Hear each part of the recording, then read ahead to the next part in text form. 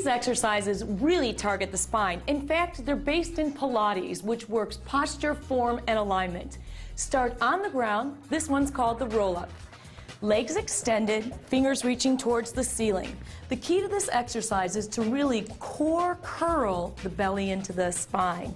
Pull your belly in, exhale, and roll all the way up. Slide forward past the toes, and then draw your belly button in and slowly roll down. You want to work this one vertebrae at a time. Inhale, prepare.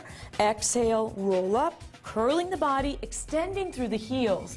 Now, common errors for this roll-up exercise are to cheat and use the hip flexors right here in the thighs. So if your legs start to bend and you start to feel a pull through your belly button, you're probably doing it wrong.